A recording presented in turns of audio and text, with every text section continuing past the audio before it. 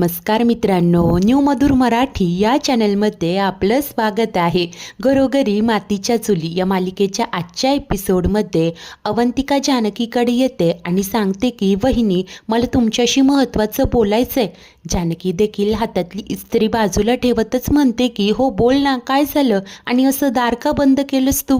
तेव्हा अवंतिका सांगू लागते की वहिनी प्लीज, माझ्या बोलण्याचा तुम्ही चुकीचा अर्थ घेऊ नका, परंतु ज्या गोष्टीवरून आपल्या घरात इतके वाद होत आहे, भांडणं होत आहे, वहिनी तुम्ही प्रॉपर्टीचे हिस्से करून टाका, ज्याला जे हवंय ते देऊन टाका. जानकीला तर आश्चर्यच वाटतं.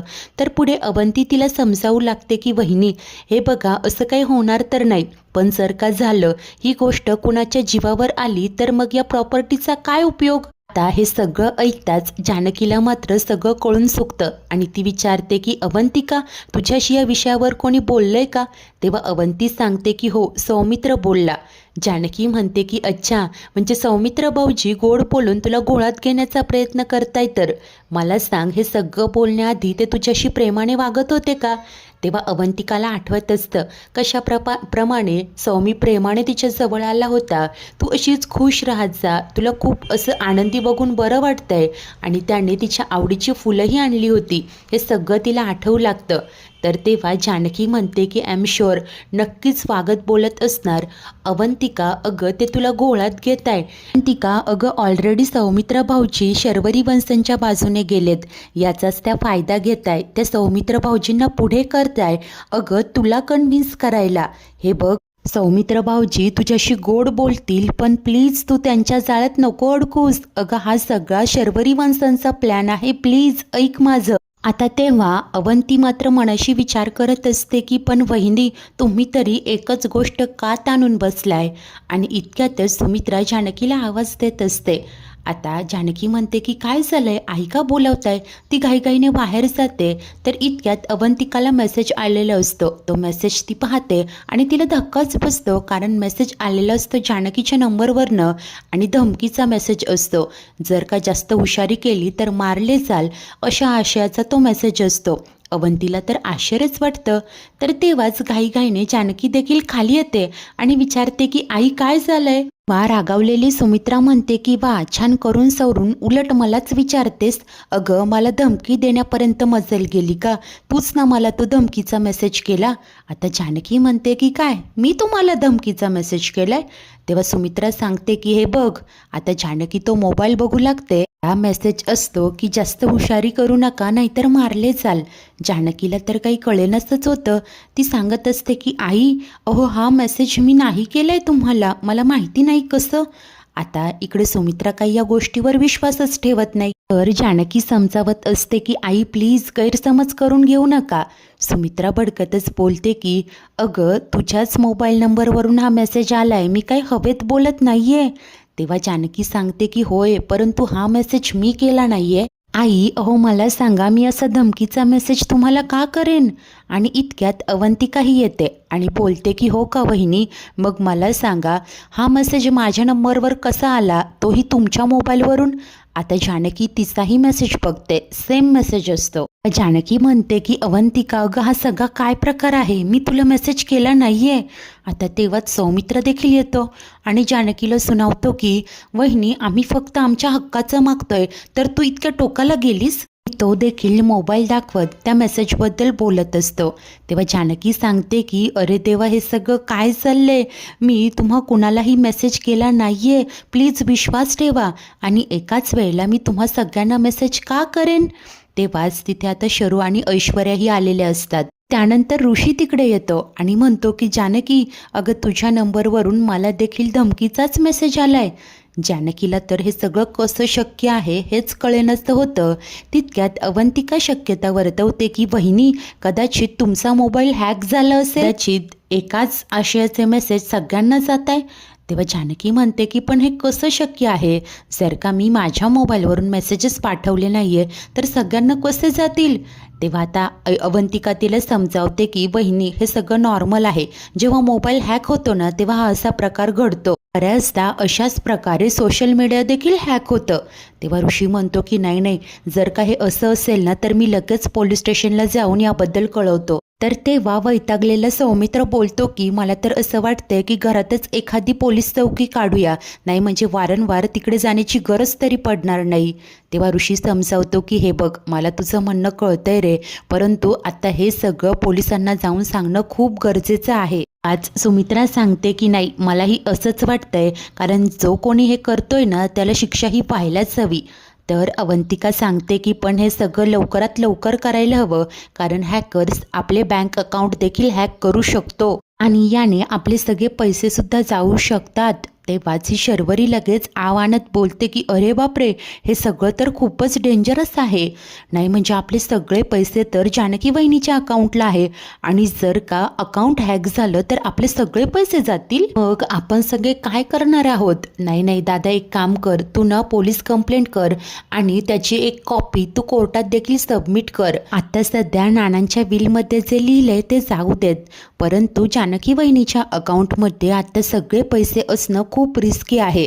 म्हणून आपण एक काम करूया, ते पैसे ऋषिकेश दादा किंवा आईच्या अकाउंटला ट्रान्सफर करू, म्हणजे निदान सगळे पैसे तरी सेफ राहतील. हे ऐकून ऐश्वर्या आणि ऋषी तर चकितच होतात. तर सुमित्रा बोलू लागते की नाही नाही, शर्वरी बरोबर बोलते. जानकी, एक काम कर, तू आत्ताच बँकेत जा आणि सगळे पैसे माझ्या अकाउंटला ट्रान्सफर कर. अगं आजच जा. जानकी मात्र काही एक बोलत नाही. त्यानंतर ऋषी आणि सौमित्र पोलीस स्टेशनला कंप्लेंट करण्यासाठी निघून जातात. आज शर्वरी जानकीला म्हणत असते की बहिणी, हे बघ, गैरसमज करून घेऊ नकोस, नाही म्हणजे तुझा फोन हॅक झाला म्हणून मी हे सुचवलं, नाहीतर दरवेळेप्रमाणे तू काहीतरी वेगळाच विचार करशील. सुन्न झालेली जानकी काही एक बोलत नाही, सरळ रूमकडे निघून जाते. तेव्हा ही शरू मात्र ऐश्वर्याकडे पाहत गालात हसत असते, म्हणजे हा सगळा तिचाच तर ट्रॅप असतो. त्यानंतर जानकी रूममध्ये येते, तिचा मोबाईल पाहते आणि दुःखी होऊन म्हणत असते की हे सगळं असं कसं झालं. नाना मला माफ करा, माझा मोबाईल हॅक झाला आहे हो. हे सगळं थांबवण्याचा मी खूप प्रयत्न केला पण नाही थांबवू शकत, कारण मोबाईल हॅक झाल्यामुळे अकाउंटमधले सगळे पैसे जाण्याची आता मला भीती वाटते. त्यामुळे मला आता सगळे पैसे आईंच्या अकाउंटला ट्रान्सफर करावे लागतील. मी एक काम करते, आजच बँकेत जाऊन ॲप्लिकेशन करते. आता तेव्हाच अवंतिका तिथे येते आणि जानकीला विचारत असते की वहिनी, तुम्ही एखादं मोबाईल ॲप्लिकेशन डाउनलोड केलं होतं का, किंवा अशी एखादी वेगळी लिंक त्यावर क्लिक केलं होतं का. जर का एखादी लिंक अनसेफ असेल ना तर फोन हॅक होऊ शकतो.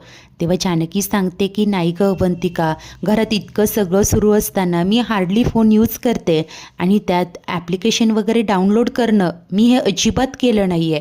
त्यात मी सोशल मीडियावर देखील फार ॲक्टिव्ह नसते. मग हे सगळं शर्वरी वंशांनी तर केलं नसेल ना. तेव्हा अवंती आश्चर्याने विचारते की कशावरून म्हणताय. तेव्हा जानकी जराशी लिंक लावते आणि विचार करत म्हणते की बघ ना, आता खाली सर्वात आधी शर्वरी वंश असं म्हणाल्या की माझं अकाउंट हॅक होऊ शकतं, त्यामुळे मी सगळे पैसे आईंच्या नावावर ट्रान्सफर करावेत. माझ्या तेव्हाच कसं काय लक्षात नाही आलं. तेव्हा आता अवंतीही म्हणते की आय रिमेंबर, त्या असंच काहीतरी बोलल्या होत्या. म्हणजे आता जानकीला कळून चुकतं की हे सगळं शर्वरीनेच तर केलंय. आज जानकी म्हणत असते की तू जरा विचार कर ना, त्यांच्या म्हणण्याप्रमाणे जर का माझा फोन हॅक झालाय तर मग अकाउंट पण लगेच हॅक झालं असतं, पण अजूनपर्यंत तसं झालं नाहीये. म्हणजे हे सगळं शर्वरी वंश करताय का. जर का त्या हॅकरला अकाउंट हॅक करायचं असतं तर एव्हाना झालं असतं, पण तसं नाही झालं. याचाच अर्थ शर्वरी वंश वाट पाहत होत्या की मी स्वतः ते पैसे आईंच्या अकाउंटला ट्रान्सफर करावे. आता हे सगळं नाटक आहे की खरंच असं काही झालंय तेच तिला कळेनासं होतं. ती बोलते की जर मोबाईल हॅक झालाय तर अकाउंटसुद्धा हॅक होऊच शकतं. कदाचित देवाचीच अशी इच्छा असेल की मी पैसे आईंच्या अकाउंटला ट्रान्सफर करावे. काय करू, विषयाची परीक्षा घ्यायला नको असंच ती ठरवते. तर त्याच वेळेला ही ढोंगी शरू सुमित्रेजवळ बसलेली असते आणि बोलू लागते की आई, अगं हे सगळं काय घडतंय ग. नाही म्हणजे बघ ना, नशीब वेळेत आपल्या लक्षात आलं की वहिनीचा मोबाईल हॅक झाला, नाहीतर आज अकाउंट हॅक होऊन आपण रस्त्यावर आलो असतो ग. तेव्हा सुमित्रा बोलते की बघ ना ग शरू, मला तर विचार करूनच आता भीती वाटते ग. तेव्हा ही शर्वरी बोलते की नाही आई, आता आता घाबरण्याची गरज नाहीये. उलट हे सगळं खूप आधीच व्हायला हवं होतं. नानांनीच हे करून ठेवायला हवं होतं. सुमित्रेला तिच्या बोलण्याचा अर्थ काही उलगडत नाही. ती विचारते की काय करायला हवं होतं. तेव्हा शर्वरी सांगत असते की नानांनी ते सगळे पैशांची जबाबदारी तुला द्यायला हवी होती. पण जाऊ दे, आता आपलं ठरलंय ना, सगळे पैसे तुझ्या अकाउंटला ट्रान्सफर करायचे. मग तू ते पैसे घे. याचा अर्थ काय होतो? आता तू या घराची मालकीण आहेस. आई बरं का, आता त्यामुळे तू ठरव. जर का तुला वाटत असेल ज्याचे त्याचे पैसे देऊन टाकायचे तर देऊन टाक, म्हणजे डोक्याला तापच नको. इतक्यात जानकी तिथे येते आणि आई असा आवाज देते. शर्वरी तर गप्पच होते. तर जानकी शांतपणे म्हणते की आई, मला बँकेत जायचं आहे. ते पैसे तुमच्या अकाउंटला ट्रान्सफर करायचेत. त्यासाठी काही डॉक्युमेंट लागतील आणि सही करण्यासाठी तुम्हालाही बँकेत यावं लागेल. प्लीज जरा ते डॉक्युमेंट देता का? तेव्हा सुमित्रा म्हणते की हो मी देते. इतक्यात ही शर्वरी लगेच पुढे पुढे करत म्हणते की मी आणते ना. लगेच घाईघाईने आतमध्ये जाऊन ती सुमित्रेचं पासबुक घेऊन येते. आता हे पाहता जानकी लगेच टोमणा देते की अरे वा, सगळे डॉक्युमेंट आधीच तयार करून ठेवले होते वाटतं. म्हणजे काय डॉक्युमेंट लागताय ते सगळं तुम्हाला व्यवस्थित माहिती होतं हं. तेव्हा लगेच ही शरू बोलते की का माहिती असू नये? हे बघ, माझ्यावर ना माझ्या आईवडिलांनी चांगले संस्कार केलेत. आपल्याला जी गोष्ट जेव्हा हवी असते तेव्हा ती त्या जागेवर सापडली पाहिजे हे शिकवलंय त्यांनी मला. जानकी बोलते की हो का? ती देखील म्हणते की हो. त्यानंतर जानकी आता सुमित्रेला सांगते की आई मी जाते, मला ना जाऊन बँक मॅनेजरलाही भेटायचं आहे. तेव्हाच ही शर्वरी लगेच म्हणते की वहिनी मी देखील येऊ का? जानकी सांगते की हो, जर तुमचा विश्वास नसेल तर येऊ शकता. शरू देखील म्हणते की ठीक आहे, मग माझा विश्वास नाहीये असं समज. अरे जानकीही सांगते की हो चला. आणि आता दोघीही बाहेर येतात. बाहेर आल्यानंतर ही शरू बोलते की वहिनी काय ग, बघ ना, म्हणजे नानांची कितीही इच्छा असली तरी तुला ती पूर्ण करता येत नाहीये. पण याचं तू गिल्ट घेऊ नकोस हं. It's okay. अगं कधीतरी काही गोष्टी आपल्याला मनाविरुद्ध कराव्या लागतात. तेव्हा जानकी उत्तर देते की मी हे सगळं करते कारण मला रिस्क घ्यायची नव्हती ना. शरू लगेच बोलू लागते की हो बरोबर आहे. बघ ना, आता तुला रिस्क घ्यायची नाहीये म्हणूनच तर सगळ्यांचे वाटे करावे लागतील. ज्याचे त्याचे पैसे त्याला मिळतील. बघ ना, हे सगळं करण्यासाठी आम्हाला काय काय करावं लागलं होतं. आम्ही भांडणं केली, उपोषणं केली, पण जे हवंय ते या मार्गाने मिळेल असं काय वाटलं नव्हतं. जानकी तिला टोमणा देत म्हणते की काय म्हणाला, उपोषणं केली आणि तुम्ही? तेव्हा लगेच ही शरू चाचरतच बोलते की हो हो, खाऊन पिऊन की होईना पण प्रयत्न तर केला ना. जानकी तिच्यावर हसत असते. शरू मात्र म्हणत असते की बहुतेक हे सगळं घडावं ही त्याची देवाचीच इच्छा असणार, म्हणूनच तर बघ ना हे असं सगळं घडतंय. हां, आता पैसे आईच्या अकाउंटला ट्रान्सफर होतील आणि ते जानकी म्हणते की हो, आणि आई सगळ्यांना पैसे वाटून टाकतील. आता शरू खुश होऊन बोलते की हो हो, स्मार्ट आहेस तू. जानकी सांगते की होय आहेच मी. बरं चला, आता बोलण्याच्या नादात बँक बंद व्हायची आणि त्या दोघीही आता बँकेकडे निघतात. त्याच वेळेला इकडे अवंतिका ऐशूकडे येते आणि म्हणते की इथे शर्वरी ताई नाही आहे म्हणून तुझ्याशी बोलायला आली आहे. खरंच जानकी वहिनींचा फोन हॅक झालाय का? तेव्हा ऐश्वर्या सांगते की नाही अगं, तिचा फोन हॅक झालाच नाही आहे. तेव्हा आता इकडे अवंती विचारते की नक्की काय झालं होतं? तेव्हा ऐश्वर्या तिला सगळी हकीकत सांगू लागते. या शर्वरीचंच तर कांड असतं. थोड्याच वेळापूर्वी ती ऐश्वर्याकडे येते आणि तिला सांगते की तुला वहिनीचा मोबाईल चोरायचा आहे आणि आईला मेसेज करायचा. ऐश्वर्या विचारते की काय मेसेज करायचा आहे? तेव्हा शर्वरी सांगते की बघ, आपल्याला आपले पैसे हवेत की नाही, त्यामुळे त्याच संदर्भात एक धमकावणारा मेसेज तो आईला करायचा. ऐश्वर्या विचारते की पण याने काय होईल? तेव्हा शर्वरी सांगते की अगं आई किती घाबरेल, सगळेच घाबरतील आणि याचमुळे वहिनीला सगळे पैसे आईच्या अकाउंटला ट्रान्सफर करावे लागतील. हे ऐकून ऐश्वर्या देखील सांगते की हो ठीक आहे. आता हे सगळं ती अवंतिकाला सांगत असते. ती म्हणते की मी नंतर जानकीचा फोन चोरला आणि आईंना मेसेज केला. नंतर असा विचार केला की यामुळे आई जानकीवर खूप चिडतील, असं व्हायला नको म्हणून मी तोच मेसेज सगळ्यांना केला, जेणेकरून असं वाटेल की फोन हॅक झालाय. पण ती शर्वरी? तेव्हा अवंतिका बोलते की याच गोष्टीचा त्यांनी फायदा घेतला. आता ऐशू अपसेट होऊन म्हणते की हो ना गं, मी पुन्हा एकदा माती खाल्ली. अवंतिका बोलते की ऐश्वर्या काम डाऊन. सगळ्यात आधी जे काही घडलंय ते आपल्याला जानकी वहिनींना सांगायला हवं. आपण त्यांना फोन किंवा मेसेज करूया. परंतु ऐशू बोलते की नाही करता येणार. आता शर्वरी ना तिच्यासोबत, उगीच तिला संशय यायचा. तेव्हा अवंती म्हणते की अगं पण तू नको ना फोन करूस, मी करते. अवंतिका आता जानकीचा नंबर डायल करते, परंतु जानकी काही फोनच उचलत नाही. त्यामुळे दोघींनाही खूप टेन्शन येतं. आता त्यानंतर बराच वेळ उलटून जातो, रात्र झालेली असते. तर ही शरू ऐश्वर्याकडे आलेली असते. खुश होऊन आरशात पाहत म्हणत असते की ग्लो बघतेस का हा ग्लो? अगं जिंकल्याचा आनंद आहे. म्हणजे काय घडलंय आज?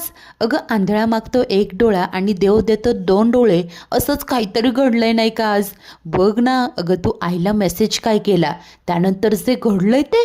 अगं सगळ्यांना तो मेसेज काय गेला, वहिनीचा मोबाईल हॅक झाला आणि तिला ते पैसे आईच्या अकाउंटला ट्रान्सफर करावेच लागतील. साठी ती बँकेत जाणारच होती. तुला काय वाटलं मी नाही जाणार का तिच्यासोबत? अगं मला जायचंच होतं. तिचा पडलेला चेहरा बघून मला काय आनंद झाला. म्हणजे नानांची कितीही इच्छा असू देत, कितीही त्यांनी काही क्लॉज वगैरे टाकू दे, पण हॅकर काय थांबणार आहे का? तो तर त्याचं काम करणारच आहे ना.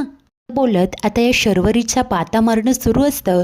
परंतु ऐश्वर्या मात्र टेन्शनमध्ये येते. मनाशी विचार करत म्हणते की अरे देवा, आईंनी जानकीवर चिडू नये म्हणून मी तो मेसेज सगळ्यांना केला, पण हिला असं वाटतंय की मोबाईल हॅक झाला आणि ही तर भलतीच हुशार आहे, हिने त्याच गोष्टीचा फायदा घेतला. तेव्हा मी काय करू? मी ना आता माझ्याच जाळ्यात अडकले. यात सगळ्या विचारात ती उभी असते. तर मागे असलेली शर्वरी हसून बोलत असते की बघते ना, अगं या सगळ्याचा ग्लो माझ्या चेहऱ्यावरून कसा रिफ्लेक्ट होतोय ते. ऐशू तर काहीच रिॲक्ट होत नाही. शरू म्हणते की काय ग, अगं लक्ष कुठे आहे तुझं? आता ऐश्वर्या लटकेच असून बोलते की हो हो यस. त्यानंतर आता शर्वरी सांगते की हे सगळं आपण सेलिब्रेट तर करायलाच हवं ना. आता ऐश्वर्या ही सांगत असते की हो हो नक्कीच. आता शर्वरी कपाट उघडून त्यातनं शॅम्पेनच्या बॉटल बाहेर काढत असते आणि तिला सांगते की माझ्या टीममध्ये राहिलीस ना तर मज्जा येईल, आणि जानकी वहिनीच्या टीममध्ये राहिली तर फक्त रांधा वाडा आणि उष्टी काढा. इकडे ऐश्वर्या लगेच आश्चर्याने बोलते की व्हॉट, तुझ्याकडे स्टॉक आहे? ती सांगते की मग चल तर. त्याच वेळेला इकडे आता अवंतिकाने जानकीला सगळं सांगितलेलं असतं. ते ऐकून ती बोलते की तशी मला कल्पना तर होतीच ग, पण आपण आता काहीच करू शकत नाही, जाऊ दे, जे व्हायचं ते होईल. आणि ती टेन्शनमध्ये येते. तेव्हाच अवंतिका तिला सांगते की वहिनी एक मार्ग आहे, आणि ती जानकीला काहीतरी समजावून सांगत असते. आता हे ऐकून जानकी देखील विचार करत उभी असते. मित्रांनो, आजचा एपिसोड तर इथेच संपतो. पुढील भागात पॅनिक झालेली ऐश्वर्या जानकीकडे येते आणि तिला सांगते की मी आत्ताच शर्वरीला बोलताना ऐकलं की ती एकटीच नानांना भेटायला हॉस्पिटलमध्ये गेली होती. तेव्हा जानकी म्हणते की याचा अर्थ?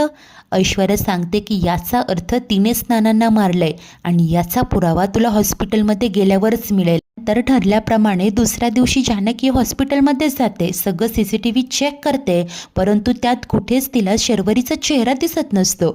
कोणीतरी सस्पिशियस आहे, आत जातंय बाहेर येतं हे तर कळतं.